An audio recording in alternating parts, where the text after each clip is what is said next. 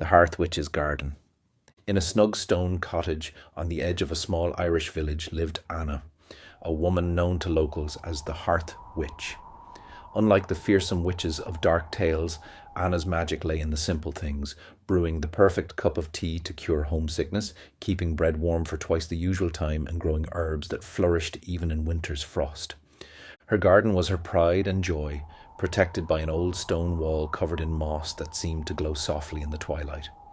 Within its bounds grew plants both ordinary and extraordinary, thyme that whispered old stories, mint that laughed in the breeze, and roses that bloomed by moonlight.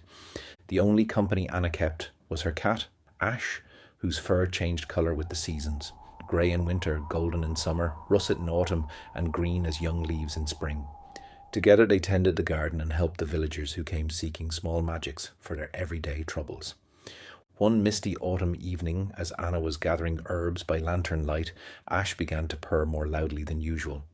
There, beneath the rosemary bush, lay a fox unlike any she had ever seen.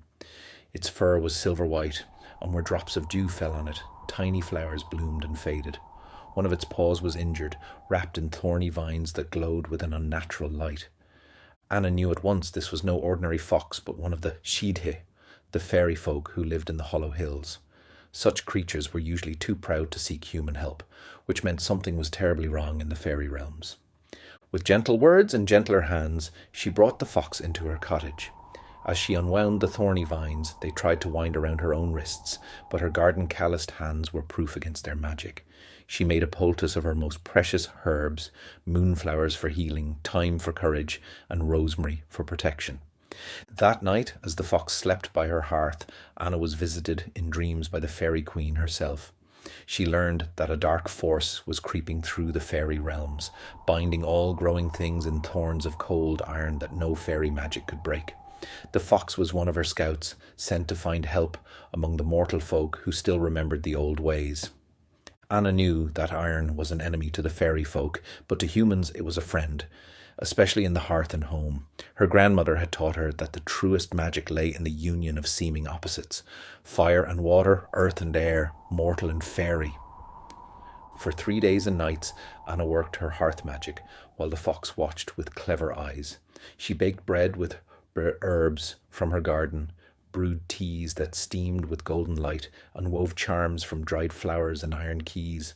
All the while she sang the old songs her grandmother had taught her, songs of growing things, of the turning seasons, of hearth and home.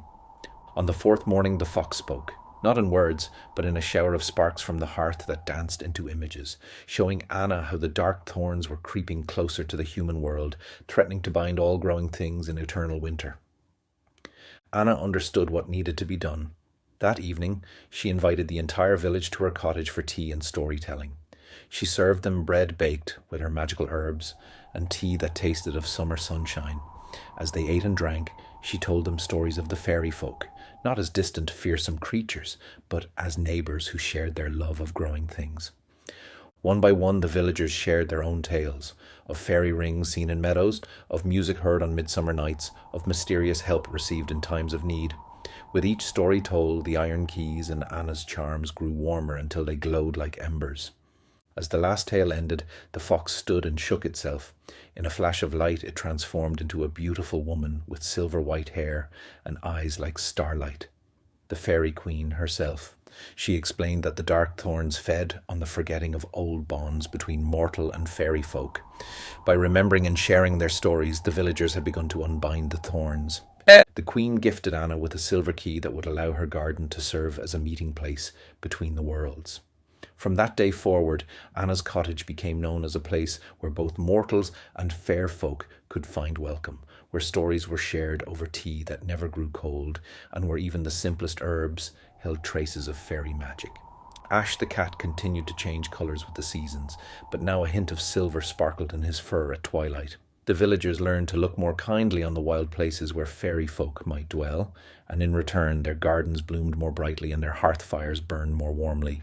They say that even today, if you make tea with herbs picked by moonlight and serve it with a kind heart and an open mind, you might catch a glimpse of fairy folk in your garden.